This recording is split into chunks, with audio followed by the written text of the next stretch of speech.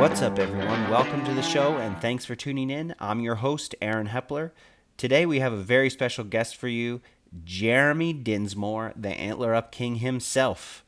If you haven't already heard Jeremy's podcast, AntlerUp, on the Sportsman's Empire, or wherever you can get your podcast, you're really missing out. I think you really would enjoy Jeremy's content as far as it pertains to archery and deer hunting, and really life in general. It's really a great show, so you do need to check it out. Also, he does put together some really great YouTube content. Today, I'm sitting in my kitchen. I got the boat on the water today, caught a couple crappies. It was a blast. So we're going to just dive right into the show. I'm not going to talk too much. I'm not really a upfront talker, but what you do need to know about this episode is that this pertains to a lot of fitness models as far as it pertains to hunting and really outdoors recreation. And Jeremy really dives deep into sharing really a lot of his story and what makes Jeremy Jeremy. So I hope you enjoy it. Like it, share it, give us a review. We'd really appreciate it. Either way, enjoy the show. This is In Camp Podcast. On the other end of the line, we have none other than Jeremy Dinsmore himself, the AntlerUp King. Dude, I haven't talked to you for a while.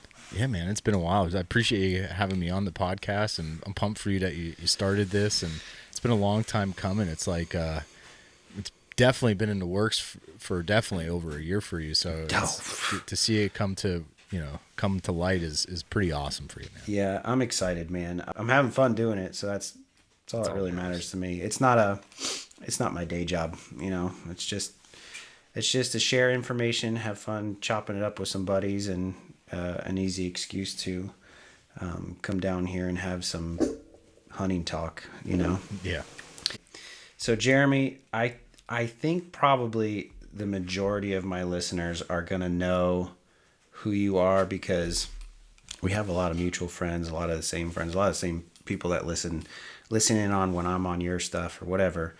But could you tell me just a little bit about Jeremy? I don't think people hear enough about Jeremy because, you're not talking about yourself on your own podcast very much. Yeah, man. Where do you want to go? Like, where do you want me to? What do you think? Well, so,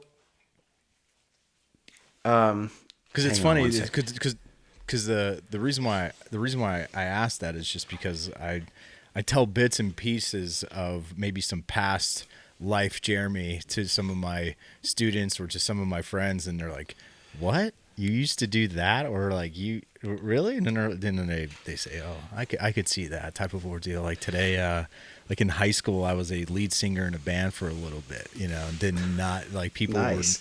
They don't see that because then they knew I played baseball. So I was like that, I guess, sport athlete / emo kid that could belt and scream on a microphone for a little bit ordeal, and then later on go shoot his bow. You know what I mean? So it was like, yeah.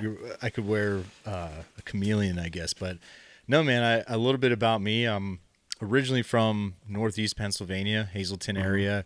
That's where I grew up and got the bug of hunting, being outdoors because of my father.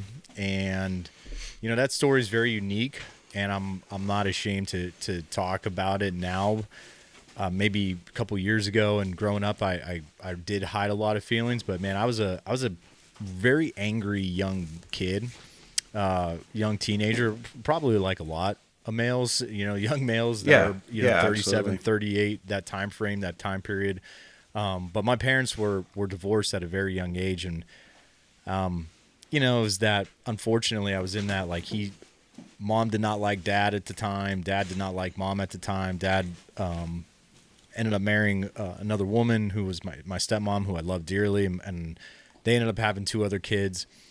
And that, as a young kid and not having that father figure to an extent, the only thing I had, I think, for a long period of time, or what I can remember or what I felt, was just like my dad being the outdoor guy. and the Yeah. hunting, and I was just looked at as like, I felt I was just a hunting buddy. And although now I look at it and I'm very thankful for those moments, but I wish I could go back in time and really cherish them a little bit more than what I do now, just because hindsight is 20/20, and I think I could have used that time frame back then to really maybe not be so angry. But I'm very thankful for those, because he did introduce me to hunting at a very young age, with small game, with turkey hunting, with archery, especially archery, because that's my, outside of my family and outside of hunting, like archery is one of my, and working out and stuff like that, that is one of my top passions in life. And my father was the one that got me on that. So I would say wasn't until college that we really rekindled and really got our relationship kind of together again. And since then it kind of flourished, me getting back into hunting. And so that's when I would say I kind of got bit by the bug again to be outdoors and hunt and do all that fun stuff. And, go hunt with him more, shoot, get back into archery and all that stuff. But, I've always been an outdoors kid, and I kind of call myself street smart more than book smart. I really got to work at the book smart stuff, but being savvy, street smart wise, I grew up as that kid that was going, as soon as I would wake up, I'd be outside. I'd at other people's houses and, eating whatever and having $3 to survive on the day type of ordeal. So that's where I wish I could go back and relive some of those moments, but yeah, man. And luckily I got to Penn State and went to hospitality route. Originally wanted to be in education, did not cut it that first year, and almost actually failed out of school. And the reason why I say this stuff is because maybe it could lead into more conversation of being relentless down the line, with backs up against the wall, and really got my act together my sophomore year, and fall semester almost made dean's list, and then that spring semester I did, and that kind of proved it to myself like I could do it. And so that allowed me, because of my freshman year, I couldn't play baseball anymore, and kind of ended up just doing some club stuff. And following that, like kind of junior, senior year, doing some fun things with some internships, and did some really good ones at some golf clubs, just because then I was like, you know what, if I can't teach, my older sister was kind of like, why don't you go into managing casinos and stuff like that? Like, go be a bachelor, live it up, make some good money, do all that type of stuff. And I went into that major, and I saw they had country club management. That's what I was like, man, it would be cool to, I liked golf at the time a lot. I liked sports, and it allowed me to be in that avenue. And like I said, I had some really good internships, had some really good job offers right out of school. And at the time I was already, my wife now, we were just dating my senior year in college. And it kind of, it didn't limit me, because she's 2 years older than me. It did not limit me into certain things, but it came to a point where Marion Golf Club in Philadelphia, I interviewed there for a bunch, and that was the only job offer I did not get, or that I was hoping to get. That was the only one right out of school. And I ended up taking a job at Liberty National, which is in North Jersey, right across from New York City, where you could see obviously the Statue of Liberty. The original founder of that was the owner of Reebok at the time. Worked for there for a little bit, and just was a crazy workload. My wife, we were getting more serious, and that's when I was like, man, I need to move back, like, and be with you. She was already teaching locally here in Center County, and I knew she wasn't moving, and so I took a job at a local hotel, did that for a little bit, and Marion came back a couple months later, and we're like, hey, we have this job opening again. Would you like to come in and visit? And so I did, and they offered me the job. And I looked at her and I was like, if I say no to this and you're not moving and doing this, it kind of limits my probably opportunity in that field. Like, this would be, Marion Golf Club's a top 5 country club in America, golf course wise, and all that stuff. Pretty prolific. Right. And so she's like, I'm not moving. So I turned it down, and I kind of knew that dream of being top dog in the country club world was not going to happen. And Right. with that, I ended up just working a little bit, and I said, you know what, since I'm figuring out life a little bit and understanding studies, let's go back to school and do teaching. Let's go back to what I originally wanted to do. Penn State, I spoke with an advisor. They were like, yeah, we'll have you. Let's do it. And I went back to the hotel, and I was like, I basically was doing my job plus another guy's job because they let him go. And when I went to them about asking for a raise and they couldn't do it, I just said, okay, I'm going back to school, and did that and grinded for a little bit with substitute teaching until I got my job, man, and been there for the last 10 years, and obviously have had 2 daughters since then, and started the podcast. And yeah, man, that's a long-winded, I appreciate you listening to that TED Talk. But this is not going to be like most of the podcasts that I've had so far are have all been hunting based, and this is going to be about hunting, but really what it means to Jeremy. And we're going to dive into some of the stuff that you talked about, the relentlessness that you need in hunting and really in life, because they kind of go hand in hand, right? Like it's our outlet, but it also teaches us a lot of stuff, not just how to be relentless, how to be patient, and then really, I mean, it's like a fruits of the spirit kind of thing, right? Like you're talking about love, joy, peace, patience, kindness. All those things happen in hunting, man. Because so many people talk about hunters shooting holes in their own boat. Hunters do that to each other, right? Mm-hmm. Like we're not always kind to each other and this kind of thing. So without being too mushy about it,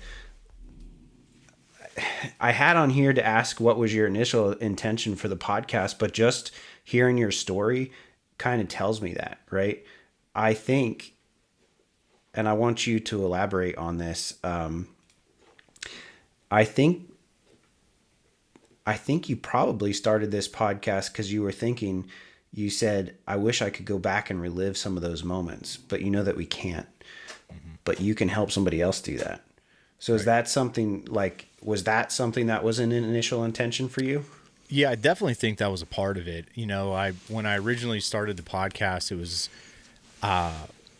if those that are very close to me, especially some family and some of my closest friends, know that I go all in. I'm that individual that I will sprint before I could even crawl. Or try to sprint before I could even crawl. And that's in every facet of life, man. And sometimes it works out. Sometimes it really kicks me in the ass, but that's all right. But for this, at the time, my wife's cousin and I, we were hanging out a bunch, and we got into hanging out more, talking hunting. And where I was currently living here in central PA, I never hunted like public land per se in this area. I just always went back home and hunted with my dad, like where I grew up hunting on the mountain, basically. Mm-hmm. So he and I would hang out more, do things together, and we just had a bunch of ideas. And I've always, at the time, I really liked just watching different things, and I was always into being a people person and obviously the educational side of things of learning and growing and that type of stuff. But like what you said, Aaron, about reliving and how could I help others do that. And that was like a big premises. And, at the time we were just like, let's just, we listened to some hunting podcasts. At the time there wasn't a lot. And, and like Mark Kenyon, who for some, I think was like, for me, he was really one that I would listen to, but a lot of the time it made no sense to me because he's talking about ag fields and doing this and doing some like land work on that. I'm like, bro, I'm listening. I'm up in the mountains, man. Like I don't know what you're talking about. And we, at the time, like my wife's cousin, Dimitri, like he was in the same boat. So we were like, let's just talk. Let's just do it. Let's start one. And we started it that January of 2020, like so before COVID, and next thing you know, COVID hit, and it allowed us to really get together more and do it and have time to do it. Like I don't know, and at the time I was still being a varsity baseball head coach for a couple years doing that, and that's when so that was like kind of tough. But yeah, man, that's like kind of why we were just like, let's just do it, let's go for it and see what happens, and it just kind of has evolved always since then. Yeah, I'll say, man, I remember a lot of your early episodes because I was a big fan before I kind of like started the writing and that kind of thing. But I think we caught on pretty early, you and I. Yeah, we did. Yeah, we've been friends for it's probably going on 5 years, I would assume Yeah, somewhere. I definitely think it's right around. I mean, shit, Jim, and I, we went and did that backside of the club. Maybe Yeah, that's that's like 3 years ago, 3 probably. years ago, coming up to 4. Yeah. Well, yeah, probably. Yeah, we got. What are we doing, man? I know that's what I'm saying, dude. Time sucks, man. Like time Yeah. blows big time. As you get older, like man, as a kid, you're like you feel invincible and all that type of stuff, and now it's Well, just time moves so much slower when you're younger too. yeah. Like it's already April. So, Mid-April, like, halfway dude, there. where'd it go? So from then to now, what do you think? How have you grown personally? Do you think? I want to say I personally think I've grown a lot since I started the podcast. You mean? Yeah. Yeah, I definitely feel like I've grown a lot. I mean, I started it as like I've always been a big kid at heart, and I probably have been more immature than mature in certain ways. You know what I mean? Just because of certain things, I've had to be mature in certain aspects of my life very early on because of the crap I've dealt with and been through. But then there's always that kid in me. You know what I mean? Right. But I definitely think, especially I would say the last 3 years, those first 2 years of the podcast, it was hard, because you want to feel validated. You want to feel like you belong and all that type of shit. Like, look what I'm doing, look what I could do. And I feel like that really, it wasn't a good spot. It wasn't a good way to live and be and all that type of stuff. And like, look what I have and showboat. And it was kind of like bullshit. And, Yeah. and once I've you just, I don't know, I guess you grow out of it and you just realize you're not being either a good person or whatever. And I just kind of stopped caring about that. Right. Like, I mean, even on like I would early on, it was like, how many Instagram followers do I have? Like, why am I not growing? I'm doing all this work. And like, now I could care less. Like in a sense of like, I care because I care for the people that are actually looking for information and do that. Like, so I don't want that to sound like I just don't care, but what used to be a thing that I would get kind of like frustrated about, I don't whatsoever. Like, I don't even look to see where I'm at anymore. When it's just like, hey, the people that are engaging, the people I meet, the people that send messages, or the people that, like I just said, like meeting at either like an outdoor show or at a 3D shoot, like that's the stuff that makes you keep coming back and wanting to continue doing what you're doing.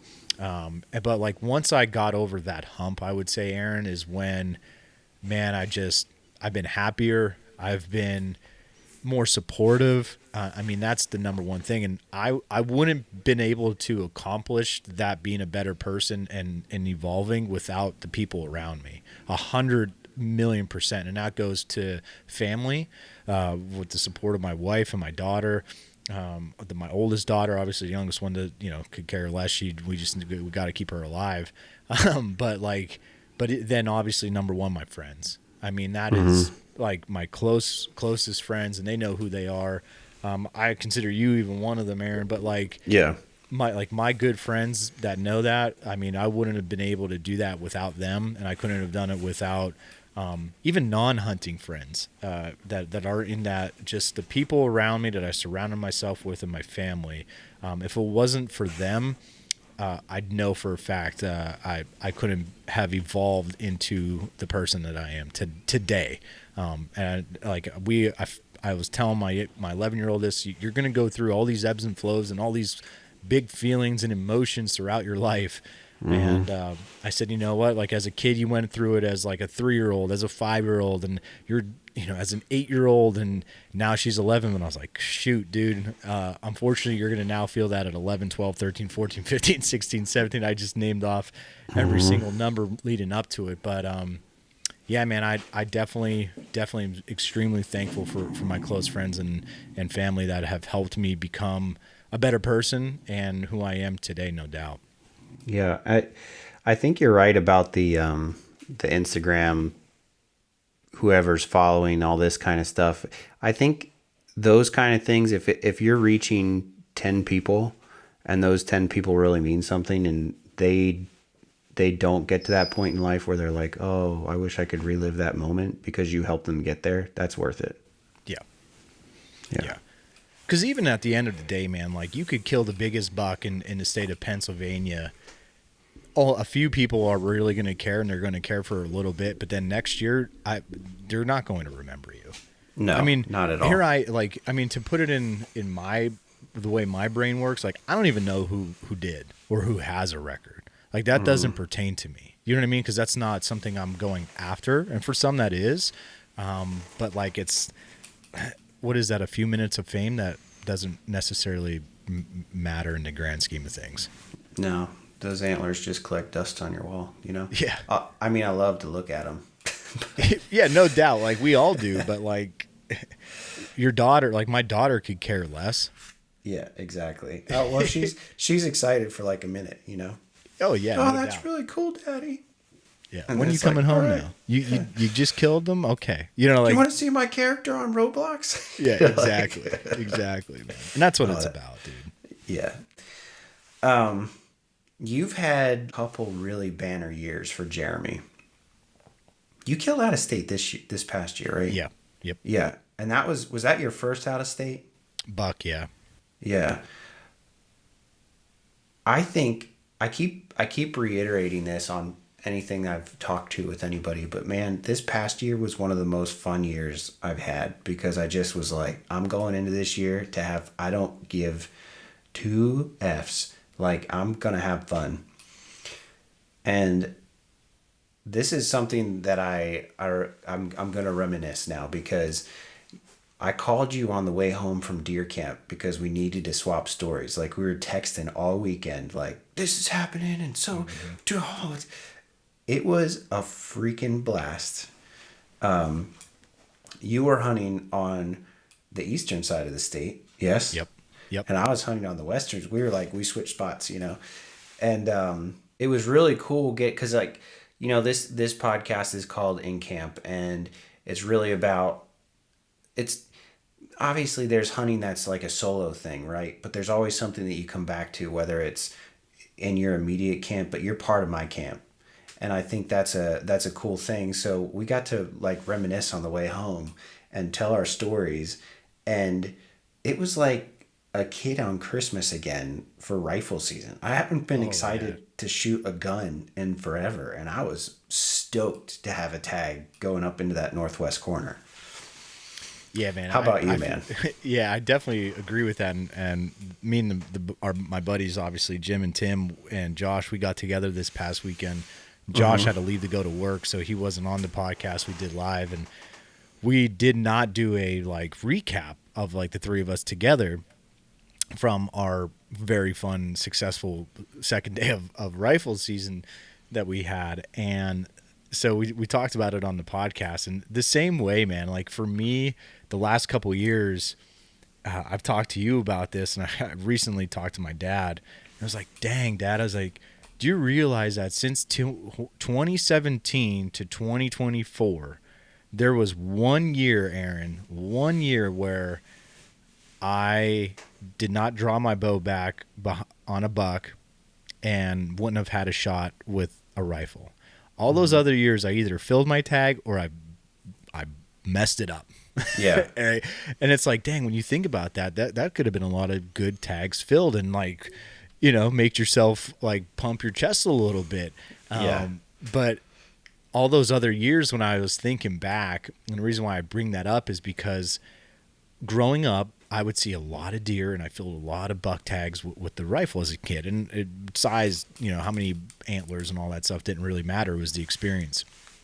And, you know, kind of making my dad happy, right? Like, oh, look what I did, Dad, and all that type of stuff. But as I got older, especially those last couple of years, man, I struggled back at home. And people weren't moving as much as they used to back in the day when I was in my young teens and all that type of stuff. So I would be just chasing my tail. and it was always frustrating. And that's when I would put a lot of pressure on myself to like, let's get it done with the bow, and that's what I love, and blah blah blah blah blah. Well, this year we had a new camp, and it's just me and my best friends, and this past year we had a blast, and we saw so many deer. It was so much fun, and just successful hunts, tags filled, a lot of deer seen, just memories that I could close my eyes and I could see it, I could smell it, I could feel it. And that's what, like, moving forward is I am just so ecstatic to have those opportunities in the future. And like you said, man, it was just a fun year. And then that was PA rifle. To backtrack, even during the archery, I went to Ohio and shared camp with AJ, my other really good friend Albert, who we became friends just by going on a turkey hunt, going back to his home state of Ohio. He lives where I grew up, basically. That's how we got to kind of talking to one time at the outdoor show. And man, it's just like sharing camp with him and where he grew up and his property in Ohio. It's unfortunate. I don't know if we're going to be able to sneak a Ohio hunt for turkey this spring in, just because of our schedules. And I'm more depressed, not because of the whole, I don't get a chance to go try to fill a turkey tag because we only do it for 2 days, but it's the being out there, being in the cabin, seeing his mom, and just seeing the lay of the land and the rolling hills, and seeing his who he considers his brother Kyle, like just that camp, you know what I mean? Even though it's not quote unquote deer camp, but at that camp, I'm kind of bummed just because I look forward to that. And but yeah, what a year that was, and being able to experience that, of fulfilling that Ohio buck tag with him and Kyle, and just that kind of put the stamp on the archery season, and doing that with him, and then obviously having the weekend that I had for rifle, it was friggin' sweet. Yeah. And like,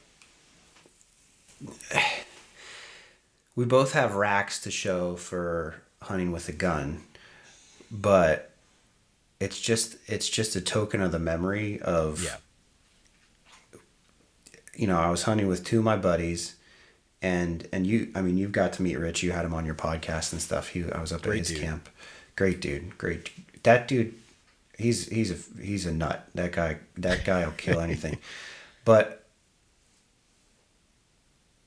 it was so cool because it brought me back to, I never really had like a traditional PA deer camp thing, but we had something like that, on the farm that I grew up on hunting. Everybody would come and do the lunch thing.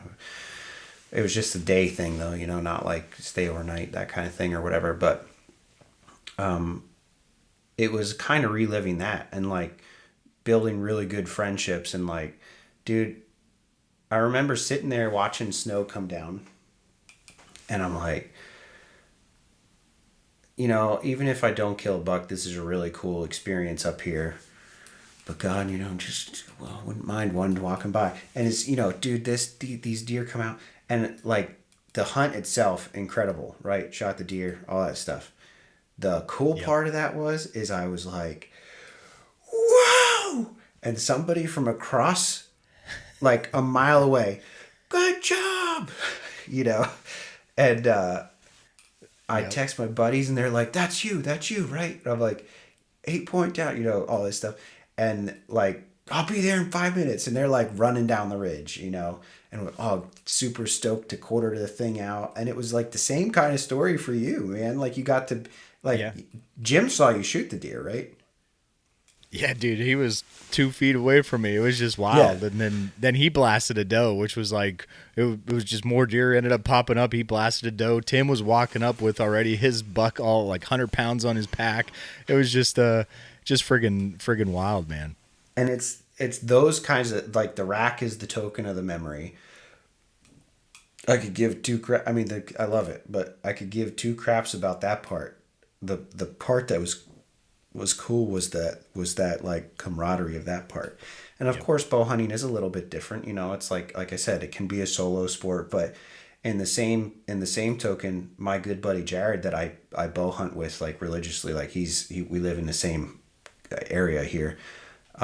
We hunt together all the time, and he killed with a bow, and it's the same thing. Like, sends you the picture. Oh, I'm climbing down right now, dude. You know, like all stoked to pack out a deer, and that's the kind of thing that we need, I think, in this sport. Even if it's not like, even if I wasn't hunting with him that day, the excitement that you have to share that with the people, because iron sharpens iron, man. And I think that when you have really good friends like this in the space,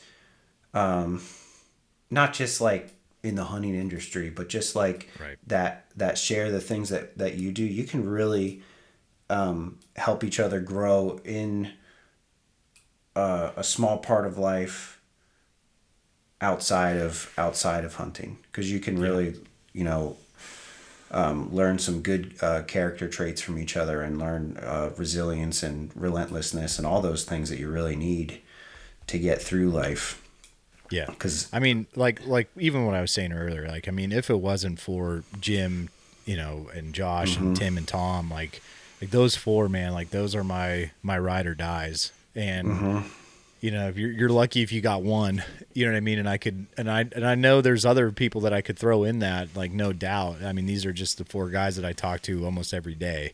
You know what I mean? Like I said, you call me up, man, I'm coming with a shovel, no doubt. But it's like, you know what I mean? Like we catch up here and there, but man, like we were saying earlier about the people that can make you better. And I mean, I'm fortunate enough and lucky enough that they are in this space as well, but it's not always about hunting. It's not always about all that type of stuff. And that's the, man, I like we were just saying, and when you're able to share camp with them, it's awesome.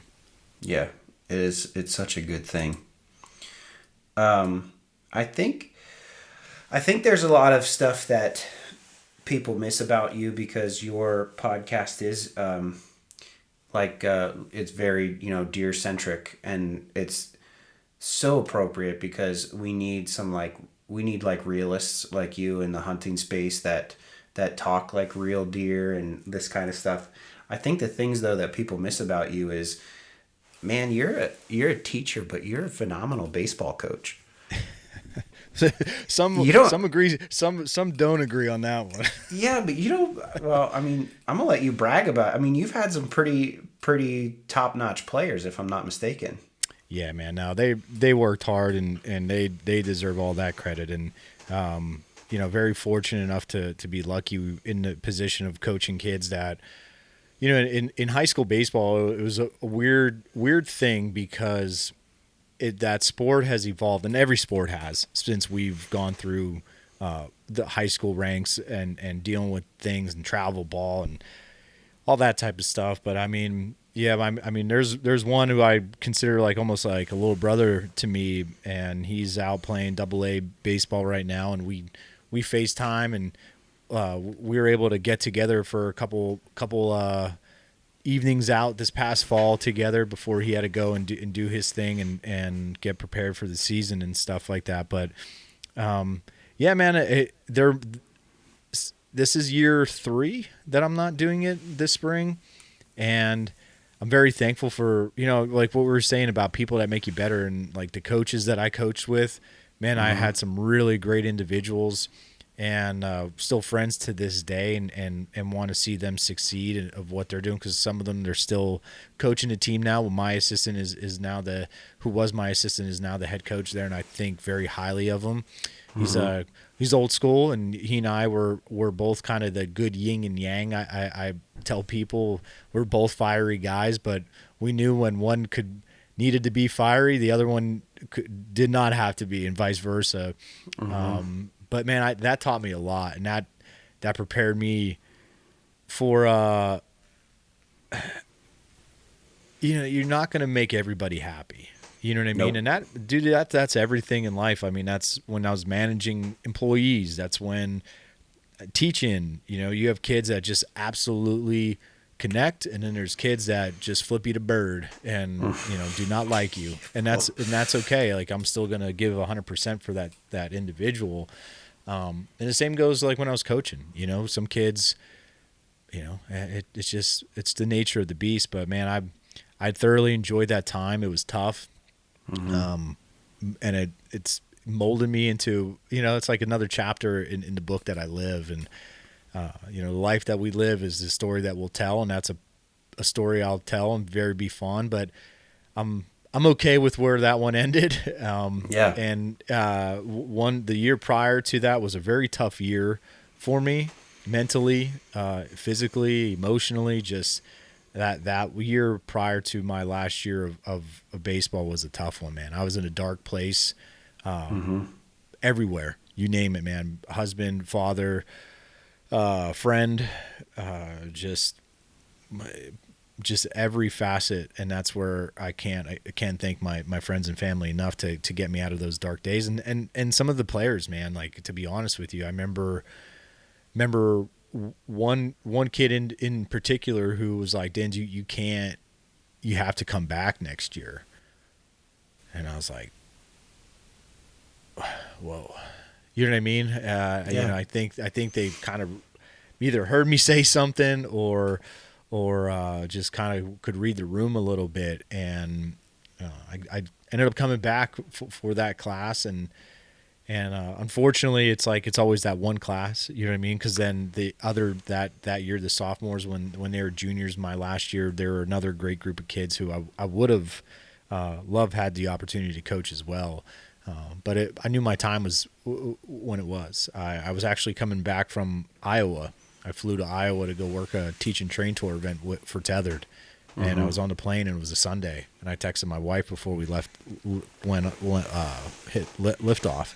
And I said, I'm putting in my resignation letter for baseball. She was like, "What? Really? Like, it's July." I was like, "Nope, I'm doing it." I was like, "I'm going to message my assistants. We're going to have breakfast tomorrow. And we're going to do this. We're going to get this over with."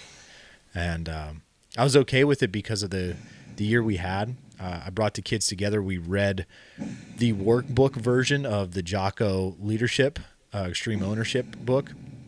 And we were able to use that workbook and reframe the questions to things that we've gone through as a team, and kind of as like a little mini family. And we worked through that in the off season, and really cool opportunity, because then that summer I had the chance to meet Jocko at a Total Archery Challenge, and I just shook his hand and I just said to him, "Hey, I did your Extreme Ownership book with my I used to coach baseball up until like 3 weeks ago," I told him. And I just wanted to just say that it helped a lot, and it brought me joy and brought the kids joy. And I ended the year, even though we didn't win our district at the end, we got bounced out. A team that we played was very hot. They had a great pitcher at the time, but I just I was okay with closing that chapter in that book at that point. But yeah, man, just a lot to learn. You got to have thick skin. Again, parents will love you 1 minute and then absolutely want to have your head on a silver platter the next day, and it will be the same parent. You know what I mean? So it's tough. Isn't that the it's worst? definitely Yeah. tough. I feel like that's the same with like a lot of things. Like whenever I'm taking care of a patient, the patient could be amazing and their family's the thing that sucks, Yeah. And it's kind of a shame because, I mean, like, you want to say that winning doesn't matter. It matters it's not the end all be all, but it matters like a little bit because it matters to you too. Like you want to see the kids get one or two, but it's more about the things that they learn from it, I guess. I wasn't really a huge sports kid, man. I was a guitar nerd, but I do love baseball. I love to watch it. So I always loved when you highlighted that part of your life.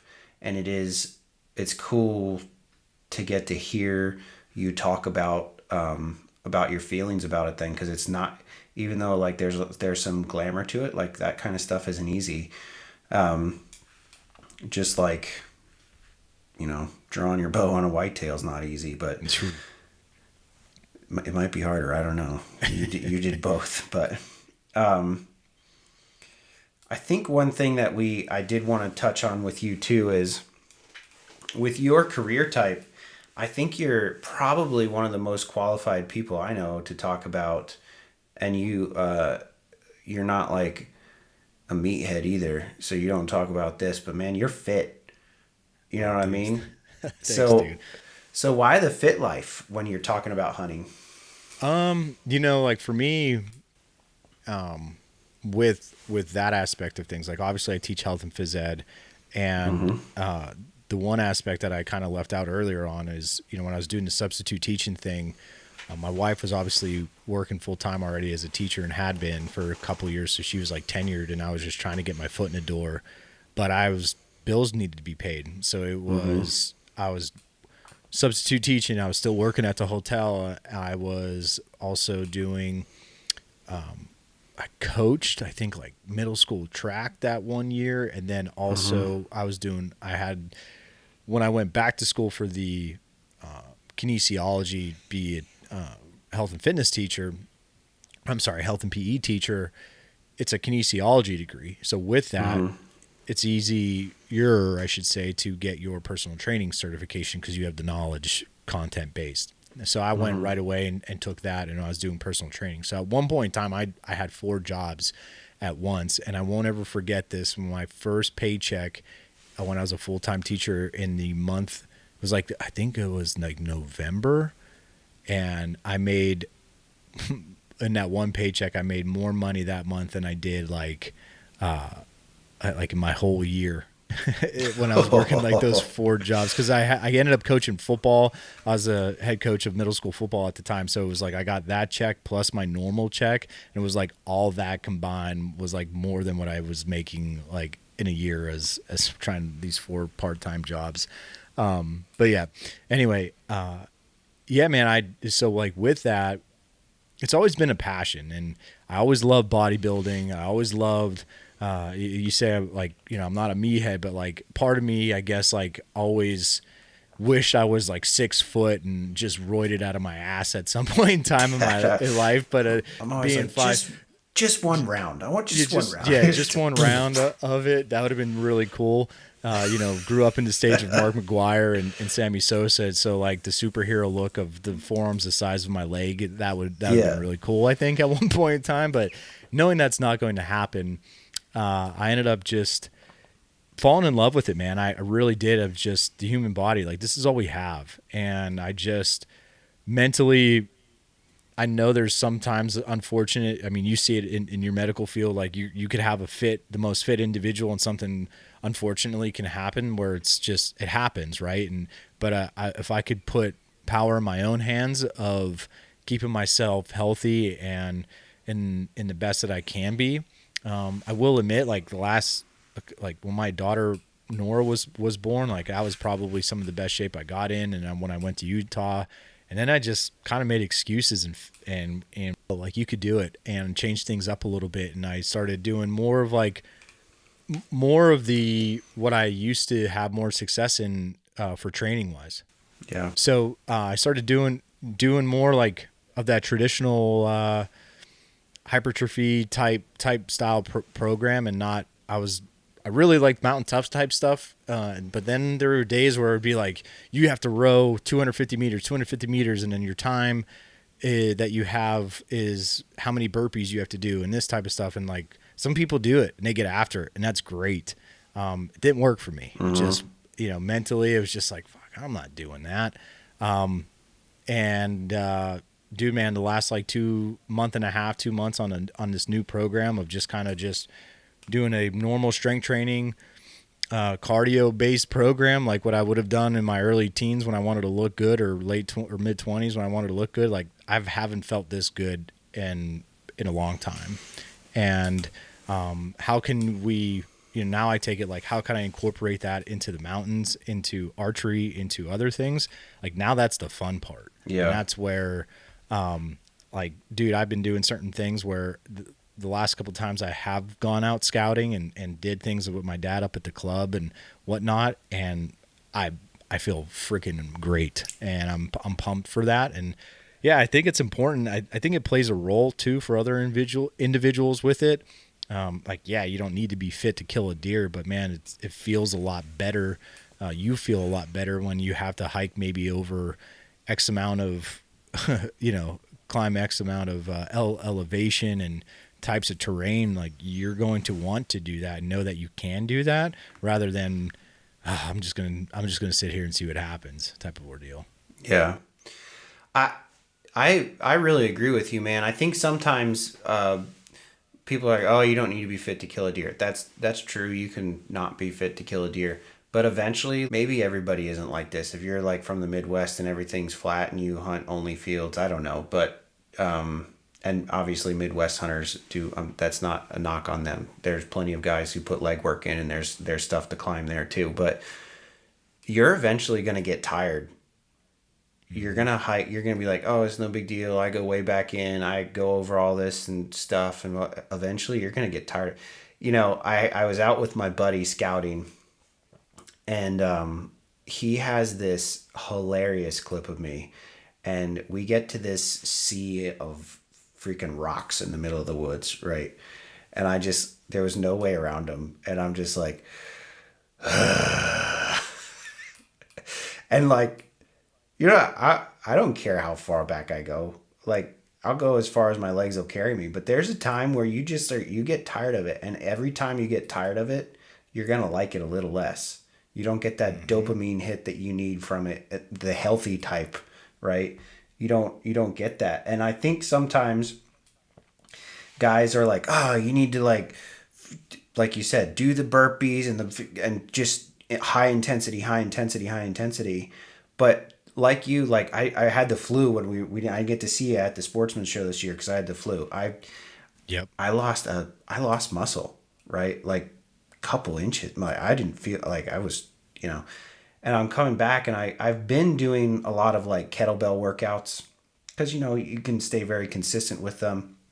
And you get really strong. Like, when you're snatching a 70-pound kettlebell or whatever, like you notice the strength, right? Right. You don't get size or anything like that, but you feel strong. Well, I didn't feel strong. Like I could barely pick up stuff. So I was like, you know what? I need to get back to basics and do like the normal, like freaking bro splits, like, Yeah. like your deadlifts, your squats, like your very basic core muscles that are like, okay, well, that's just plain muscle. You're not doing all those in between ones. Well, I don't need the in between ones right now. I need some core strength and I need to build my muscles up back to like, whatever. And I'm feeling a lot better now that, scouting season's in and stuff, because I am doing that basic strength training, because you don't need to burn yourself out on every single workout. Right. You just don't have to. And some people have that mindset, like the harder you make it, the easier everything else is. Well, that's true. But if you like, they even do it with nutrition. Like, if I don't drink water for 3 days, then I can do anything. Well, no, because like your organs took a hit while you weren't drinking water for 3 days, and you didn't optimize your body to work better later. Like, Right. I might be able to not drink water for 3 days, but then when I get to that fourth day and I need to drink water, I'm worthless. But if I drank water up to that fourth day and now I can't drink anything, guess what? I've been optimized to that point. So I think there's some kinds of misconceptions when it comes to working out. I would say, like, what do you think about consistency over intensity? Yeah. I mean, for me, I'll even go on, like it's even some of the one class I teach advanced, we call it a personal training class. And it's because the kids, the field that they're in at the end of the school year, the seniors, they could take their ACSM exam, which is really, really neat. But I start always the year off by telling them there's correct form, right, to keep you safe and all that stuff. But as far as like in general purpose of training, there's no right way. Right.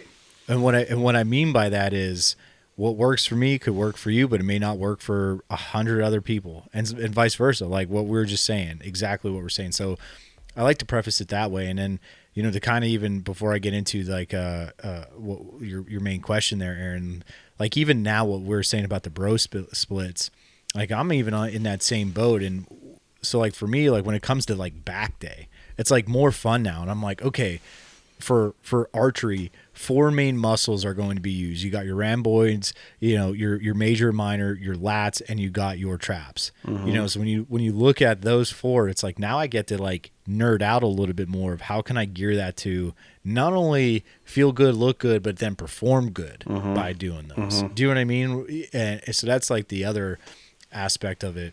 And then your main question was, repeat that one for me, Aaron. What do you think about consistency over intensity? Yeah, I'm definitely doing more consistency over intensity, because there could be a day where, like, I mean, for me, me personally, the number one thing over the last month and a half, 2 months of where I've seen a lot of progress for myself, it's mainly because I've been freaking consistent. Like the support, and this goes obviously for myself, but like my support that my wife is like, get it done, dude. You know what I mean? Like, because not only do you feel better, but you're happier. You have more patience for everything, for everyone. You know what I mean? So it's like a snowball effect. And within that, it's because I've been consistent. So like I might go in there and know that I have like, say, I don't know, shoulders a day. And if I'm not feeling it, I'm going to maybe then do some light cardio with some core. I'm going to do more explosive type stuff just to mix it up a little bit. So like I'm being consistent. I'm still going to hit something. I'm still going to train for 35, 45 minutes. And I'm going to just come back the next day and try to hit my shoulders. Do you see what I mean? Like, yeah, that's where of that consistency over intensity is. Whereas if I would have just maybe tried to push through and did that. And I think too, where that comes into play is you have to watch form, make sure form's good. And you're not maybe going to do something that could hurt yourself. I hear people mention like, oh, if you shoot every day, you're going to get hurt and blah, blah, blah, blah. Like I shoot every day. I'll shoot a 60-pound, 70-pound bow.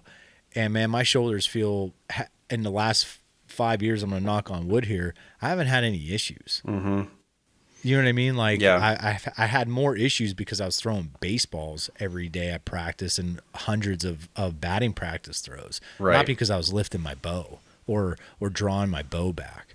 And even that, because of the type of soreness and things that I was going through, it didn't hinder my draw, or it didn't hinder me shooting my bow even. Yeah. So like, you know what I mean? Like that's where it's a different topic, and it goes down, dives deeper. Like how do you draw your bow back, and it's your form and your technique and all that jazz. But like, as far as like training goes, for sure, man, your consistency is going to be, and it's like anything, man, the more consistent you're shooting your bow, the better you're going to get. The more consistent you are at scouting and researching and doing whatever, the better you're going to get. You could go balls to the wall one time and feel good about it, but you're not being consistent. So that's where definitely I'm going consistent over that intensity. Yeah, I'd agree, because there's those days you go down, like, I'm sitting in my gym right now, and there's days where I come down here and it's not that I don't feel like working out, but then when you're not getting, like yesterday I was like in here and like, tearing the walls up, but you come in here the next day and you're like huffing and puffing, and you can't even get off the floor if you're laying down to do if I'm like laying on the floor doing tricep extensions or something, I can't even get up then. Right. And like you said, maybe that day you just change gears. Maybe you just do body weight stuff or something just to have some consistency, keep it short, and then come back to the gym another day, man. You got to keep it fun, because if you don't, if you, again, it's the same thing with like, if you're packing a deer out and you're like, oh, that sucked, and like, next time you're like, oh, do I? Ooh. It's like the dog that doesn't want to go back to the thing that bit it, Yeah. Yep. No doubt. So you got to be really careful with that stuff when you're working out, especially if you're not somebody who loves to work out. Like if you work out, you will eventually love it. But if you're not somebody who consistently exercises, it might not be something that really interests you that much yet. Mm-hmm. And if you just go off of whatever the cool fad is right now, like obviously you're going to find some stuff that you like that way, but you just have to be really careful on choosing what you can mentally get through and what's kind of like Yeah, that's kind of fun. I can do that because eventually you'll start to love what it does for you, even if it's like not your favorite thing in the world. Like, I hear people say like they love to run, but they hate to run. Yeah. But there's something about it that keeps them coming back because it makes them feel good. It puts them in, like you said, in that space that they're like just a good human to the humans in Yeah. their life. Yeah, and the one aspect too that I'll even say that I've found it to be very beneficial to me is definitely in saddle hunting. And Yeah. obviously, I'm a big proponent. I do things for tethered, and I love the individuals there. But I remember the very first time before I got into it, and someone was like, "Oh man, wait till you try to do an all day sit. It sucks." And man, I could sit all day. Yeah. I, Like, and I know there's different ways and shapes and bodies and all that type of stuff, but like that for sure, the way has to play some role of your muscles, of your bone structure, just everything has to play a role in. Are you able to get comfortable and be able to maneuver and sit for a long period of time in that position? I mean, the same goes for like be sitting in a tree stand. Like, yeah, you could have a nice comfy seat and you're sitting, but there comes a point where you got to stand, right? dude. And I know I'll still move and I'll maneuver my way of in the saddle and make different positions, but at the same time, I'm able to sit from sun up to sundown and not be like, my God, I can't wait to get the F off this tree. Do you know what I'm saying? Yeah, I totally agree when we're talking saddles, man. I have a tethered saddle as well, and it's just like people get that back strap thing. I have a lot of back. I have broken. I have compression fractures, and over the years, I've just learned how to deal with that discomfort, and I do specific like I mean, I'm not in here deadlifting 600 pounds or anything, but I can, lift some weight. And I've learned how to manage that back pain with actual, like, stuff that should hurt your back, or like the old school would say, hurt your back, makes my back better. And I don't know about you, but they have like the tethered has that back support strap. I don't need that in the saddle. I haven't used it because you can. I've never used it. I've tried to one time. It just got in my way. Yep. But like just the angles, you can kind of lean back. You're like you're in a freaking recliner. You can kind of lean forward over your thing, to the side, whatever you want to do. That, and it's like if you're in a tree stand, man, you got that tree against your back, and there ain't no like some kind of relief that way. And obviously with we're getting older, and if you're like 20 years old listening to this, you're laughing at the back stuff. It's coming for you, dude. It's coming.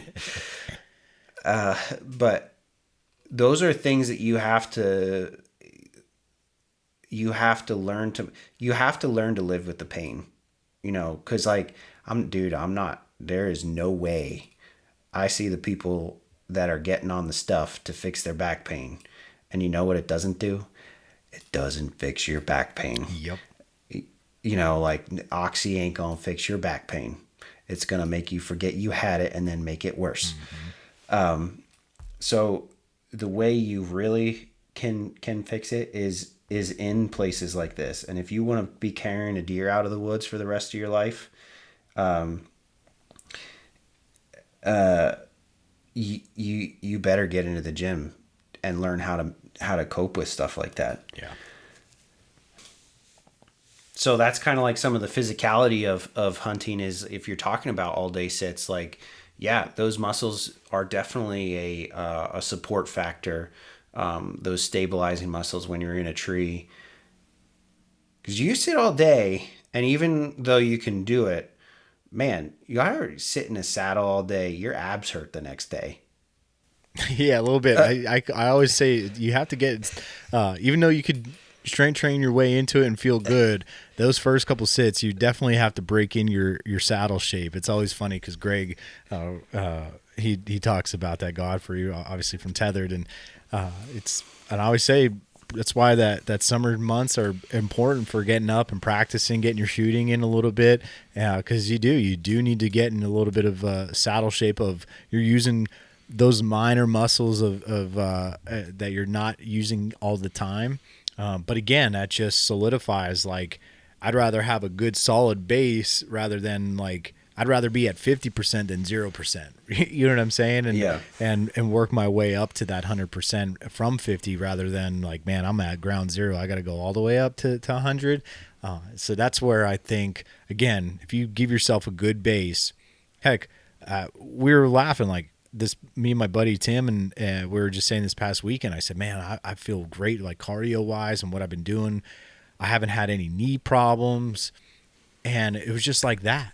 It just cured. Like I went to a doctor over the winter and got an MRI, got ultrasound, got all this type of stuff. And the doctors were like, we don't see anything. Like your ligaments look great. Your tendons look phenomenal. Like you got great space in everything. And I'm like, well, it effing hurts climbing up a hill and upstairs. Like help me out here, dude. The last 2 months since I've been doing what I've been doing, being more consistent on hitting my macros of how much protein, carbs, and fats I've been in taking every day and manipulating those along with certain strength training per day. Dude, again, knock on wood, my knee feels fine. My wife's like, you haven't complained once about your knee. I mean, Aaron, it got to the point at one point in time where I was like, listen, I'm up for the night or I'm down here for the night. Like I can't do stairs, and that's not good. Right. And that's when I was like, that's why I had to come down to a look in the mirror moment a couple months ago. And I was like, dude, let's go, man. Like you are working out, but are you working out type of ordeal? And so now it's go time, man. I'm enjoying it again. I fell back in love with the old iron. So it's good. Good. I actually was having some of the same like joint stuff. And then the one day I had a pretty good engorged deer tick, and this is what's helpful about medicine. I texted the doc. I was like, look, man, I had a deer tick. And he's like, here's 21 days of Doxy. Just take it. He doesn't. What's the point? Like, sometimes these tests are false, and you'll have a doctor that'll want to test you until, no, it's negative. You don't need that. It's negative. Just take the freaking doc. Like, it's not going to hurt you. Yep. I feel better. So I don't know what that was all about. I don't know if it was like some viral stuff hanging out from having the flu or what the heck, man. But I could have had Lyme disease, so it helped. I mean, obviously, some antibiotics have like anti-inflammatory properties too. But it's been like 2 weeks, a week or two since I finished a course, so I don't know. It's nice. I still feel pretty good. Looking at my notes here. I did have something that popped up, and now I can't remember what it was going to say. Well, I guess I can ask this. Thinking to one really hard thing you had to do during a hunt that you really needed your fit life to shine in. Can you talk about that?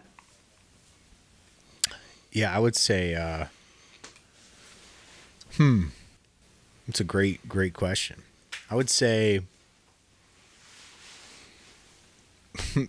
a couple years ago, it would have been 2 years ago, I think. No, 3. Yeah, 2 years ago. I was very fortunate enough, and what you were saying about going back to having fun and just all that type of stuff. I was like, man, let's have a year. Like, let's just see deer, draw back bow, kill deer. And you did that. I did that. So I had to earn my that fitness stuff, and I won't ever forget this day. And it was like second. So our season opens up like that first Saturday would have been that next Saturday, and so that Monday, like second day of the season, I killed a doe early, hot. Very close to, it was on the one private piece that I could hunt. Killed that doe. Was able to keep some meat, and got it on ice as quick as I can. And that Sunday came, and we had that first cold snap. It was raining. I remember. I was like, dude. Yeah, and I was like, dude, let's do this. Let's. I'm gonna go back to a spot on public land that I scouted that spring. Found some good sign and some scrapes. I was like, saw some acorns in there. So I was like, let's give it a shot. let's give that an early season go. What do we got to lose? Got in there, and no scrapes were opened up, but acorns plenty, and it started raining a little bit, and the rain stopped. As soon as the rain stopped, 4 doe came up, and one big nanny just gave me the opportunity to just put an arrow in her, and I did. And I was like, dang, I rode my bike in, my mountain bike, and it was downhill. And last time when I went in the spring, late summer or early summer to scout that, the road in was just like dirt. You know what I mean? Like very, very easy to maneuver, just like on a pedal mountain bike, because obviously you can't use the e-bike. And as I pull in that morning, and I bring the bike out, and as I'm going down, I'm like, oh no, I'm gonna biff it, because they put all rocks. Oh. So I was like, dang, okay, getting back up here is gonna be a pain in the ass. And it totally went out of my mind. I shoot this deer, she drops within sight, and I was like, I got to get her out from like where I was. And it was an old burn, and just clear cut too, but it was in fresh clear cut. I mean, so it was very just brush everywhere, just absolutely tripping and falling, walking in. So I'm trying to drag her out, and I remember, do I just go home, grab my pack at the house, and debone her? I was like, no, just drag her out here. Let's do this. And it started getting nicer out, warming up a little bit more, and I finally get her back to my bike, and I ended up rigging up my deer drag and my tether rope, and I don't even know what. I don't know if it was my handlebars or my seat post, and I just started pushing my bike up this. And from start to finish, I think it was like, 14 to 1,700 yards uphill on the stones. Dude, I remember I was like 600 yards away, and I remember messaging my wife going, I don't know if I can make it, because I was so hot. I was like, I don't think I'm going to make it. She's like, you got this. And I just remember, like, I'd go every 10 steps and take a hot second break. Every 10 steps, take a hot second break. And when I remember getting to the car, I was so drenched in sweat, and I was like, never doing that shit again, ever. And that was, I think, like one of the last deer that I ever dragged. Yeah. For sure. I say I'm never going to do it again, and I always do it again. Yeah. Yeah. You know, biking sucks, man. I think everything hard that I've done in hunting that I can involves a bike, where I'm like, I mean, here's why I don't hate them. I can sleep in like an extra hour because I pedaled a bike, not an e-bike. I hate e-bikes. I pedaled a bike and I saved an hour, you know. But other than that, man, your quads hurt, your sweat. I sweat like a pig when I'm on a bike. Like, you can ask anybody. Ask Troy. Yeah. Troy's seen me on a 65-degree morning biking way out into public. I am like a drenched mess by the time we stop where we park, man. Well, it's just everything sucks too, because you have to have your bow on, either strapped to your backpack or strapped to your front handlebar, system that you got going on, and hopefully it doesn't move, or make sure your shit's screwed in nice and tight, so when you get to your place, your sight's still intact and not loose or something. Yeah, dude, I'm with you. Like, in theory, yeah, it gives it that ease of like, I could get a little bit further, I could sleep in or whatever it be. But at the same time, you're like, oh my gosh, the cons, I think, are a little bit more than the pros. Yeah. And Troy can attest to it. We rode out this one evening, and it was hot. So we both, were packed to change when we got out to wherever we were going. And we got onto this, like, we got off whatever road we were on, right? And we were riding like just a trail, and it got swampy, like it got boggy and stuff. And I got caught in like a rut in this mud, and I hit a stick or something, and I flipped over the handlebars on this bike and just like crushed my knee into rock, Thankfully, my bow was on my back because my bow would have been toast. Literally get back on the bike, take 2 more pedals, and did the same thing. And he's I like, think I remember you telling me that story. Yeah. But there's so many times where I'm like I packed a deer out with Jared and Troy, and we wanted to get everything out because we were really far back in, and I had the deer antlers on my pack. I had like 2 hindquarters, and I had nowhere to put my bows when I got to my bike because I was carrying it, on the way out. So I put the bow holder strap around my neck, and I'm riding with the bow around my neck. Oh man, the things we do for deer, man. I know, right? It's so worth it, though. I mean, they're great stories. But those are the kinds of things, man. Again, those are the kinds of things that they're fun to talk about now because they made a great story.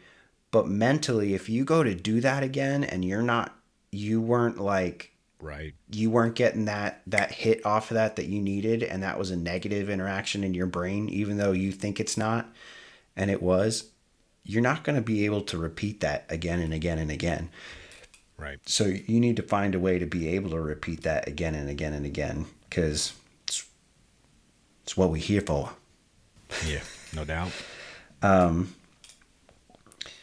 So you were talking about a little bit about, actually, before I get to that, I would say we're talking about all this working out. Maybe somebody wants to get into exercise because they want to make their hunting better, or I don't think anybody's listening to this that doesn't hunt, but maybe you do.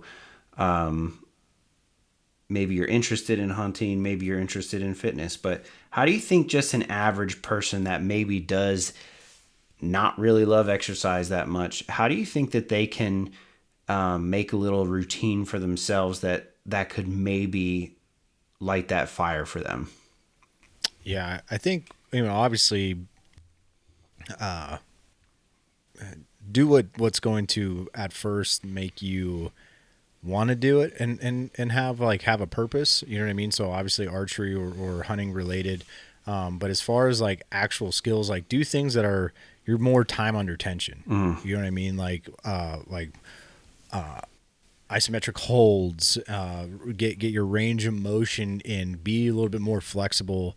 And then like what I said earlier, like strengthening up those 4 back muscles, especially if you're into archery, right? Like that's more obviously in that archery specific, but like if you're not, like get things time under tension, get that range of motion going, get your core up, and that even means your lower back, right? Because if you're hiking uphill, obviously you might have the stamina, but what ends up hurting other than your legs, the first thing you're gonna start feeling pain in is that lower back.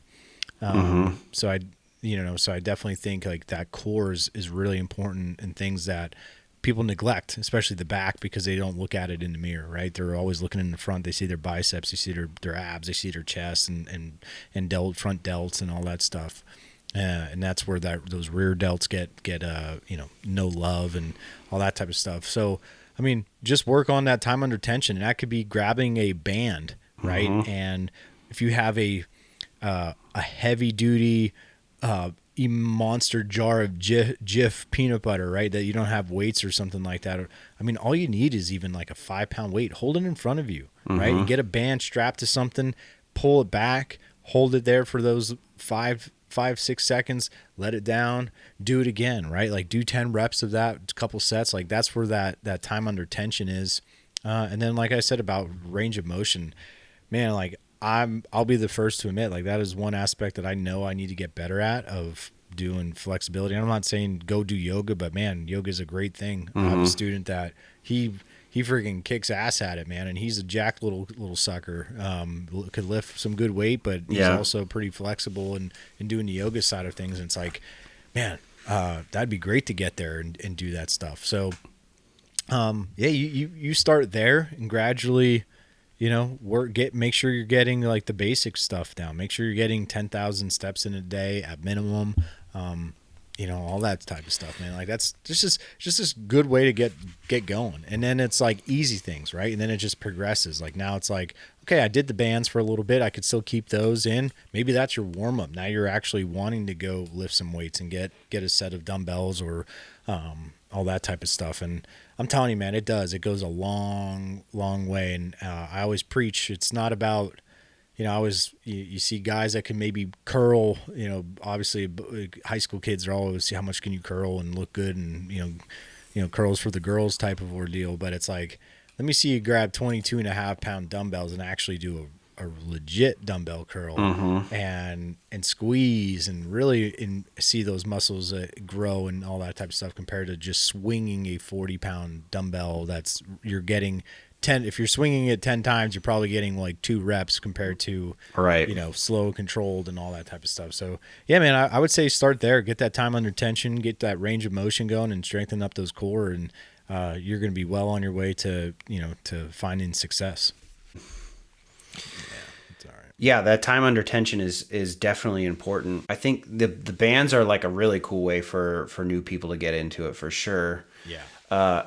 I think the other cool thing is I got ate by the kettlebell bug pretty hard for a bit.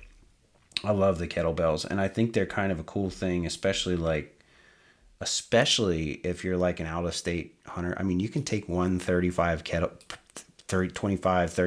kettlebell and have a really freaking good workout in 10 minutes if you wanted to. I mean, obviously you kind of want to shoot for some more time if you're looking to build that strength, but if you're like maintaining or you just need like a little pick me up or something, you only need one. And like the core strength that you build from that is like I said, kettlebells are not like, they're not a thing that you go to get ripped on, Right. Well, you can. Yeah. For some, man, the guys, you get a good flow going. Like you said, you could do a 10-minute flow and you're finding success. You could get shredded for sure, but you're not going to be Arnold with kettlebells. Right. Like, yeah. Like you're going to be jacked, but not like, not bodybuilding type, you're not like Jay Cutler out here or something. But, you definitely,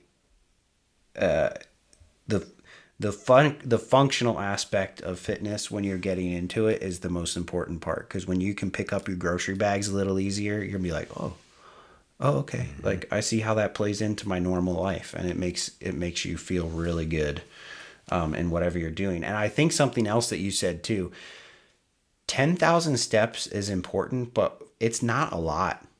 It really isn't. Like when I hear people are like, oh, I met my step goal and it's 9 o'clock in the morning, I'm like, how long is your step goal? Like, what do we got here? I'm hoping that my low days are 10,000 steps, so touching on, nutrition, you said that you were really focusing on like your macros, your split with like, fats, proteins, carbs.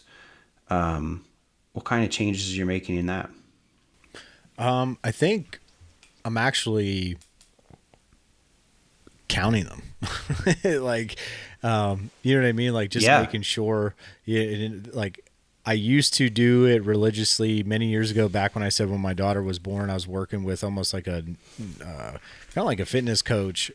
And we would do like week to week check-ins and do, manipulate the macros and manipulate a little bit of my training program and all that type of stuff. And, ever since then it's like, oh, I know what I'm doing and all that stuff. We're like, yeah, I do. But I'd maybe do it a little bit and I would just find an excuse to fall off and not do the whole tracking thing. And again, it's like, you know what, if you really want to do this, be consistent and do it. And so that's where, like for me, I'm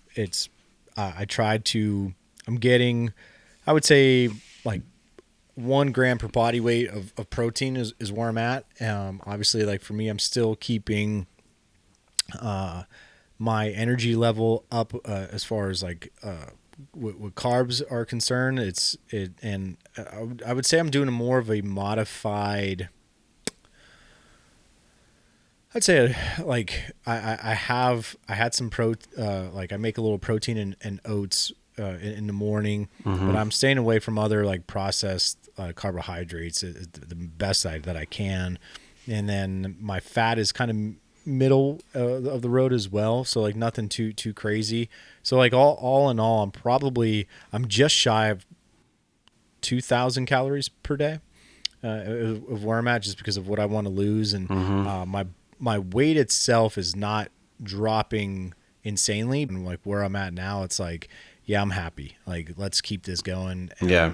The scale might say I've only lost 7 pounds or 6.5 to 7 pounds, but losing a couple inches off the waist and all that type of stuff, and getting some more vascularity back, that's when you know things are working a little bit. Yeah, it doesn't really matter what the scale says. It's really about how you feel. I think when you are keeping track like that, you are consciously doing something that helps your mind be like, I don't really care about the scale, but I know that this is what the right thing is, right?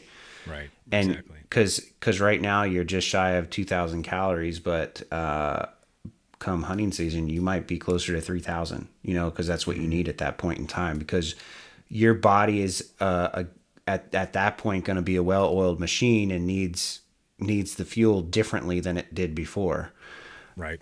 And I think that's something else that you have to put in perspective. When you start working out, you're going to be famished and feel like you can't just reward yourself because you worked out. Like, it just doesn't work that way.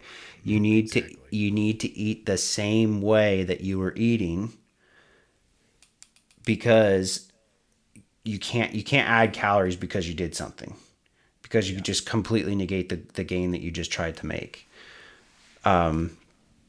You have to be just as consistent with your nutrition as you are with your lifting.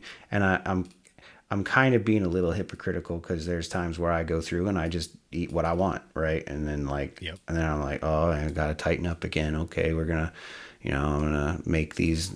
I'm gonna consciously food prep, so I'm actually tracking what I'm eating every day, and then this and that. And of course, there's times where you're gonna get bored, so give yourself some grace or whatever. But make sure that you're when you're in it, you're consistent. Yeah. Dude, we've been on here for an hour and a half, and I think I could keep going, because this is fun. I think we're gonna have to have more episodes like this every now and then. Heck yeah, man. I'm all about life episodes. That's where, you brought up about the AntlerUp podcast, and it's very archery related right now. We're going to get into some more deer stuff coming up, but Yes. I'm all about just normal conversations, man. It doesn't, that's the one aspect of for doing it now for 5 years. It's at the point where doesn't always have to be about scrapes. Doesn't always have to be about scouting, all that type of stuff, which is still, I'd love to hear about it. And I know there's people that do unique things, and I'd like to do that, but I like the conversations. Yeah. I think, so. Well, and like I said, for the aspect of this podcast, and it's going to be all about hunting, but dude, I love it all. Like, I like to catch bluegills. I like to catch bass. I like to go camping. I like to shoot birds. I had a great year with my bird dog, all that stuff. And I don't want to miss any aspect of it. So I think it was important for me to do an episode like this, because fitness is also something that I really love. I know we're talking about, this podcast is an outdoor and a hunting type thing, but man, there's all different kinds of things that can make your hunt better. And this is definitely by far one of them. Can you, if people on the horn listening don't know where to find you, tell them where to find you, dude. Yeah, man. On all social media, well, I shouldn't say on all, just Instagram, Facebook, and YouTube. You can check out just AntlerUp Outdoors. Podcast airs every Wednesday, so you could check that out. And over on the Sportsman's Empire, and YouTube, just AntlerUp Outdoors. No, there's no podcast on that. And then on Instagram, it's just Antler_up_outdoors. Thanks, dude. Thanks for coming on. Appreciate it. Oh, man. Thank you. That's all we have for today. Be sure to check out Jeremy at the AntlerUp. on Instagram and check him out on all the places that he said you can find him. I'll add some links in the show notes too. Guys, just thanks again for tuning in. Please leave a review on Apple or Spotify. It really helps the show. And again, this is In Camp Podcast. Tuning out.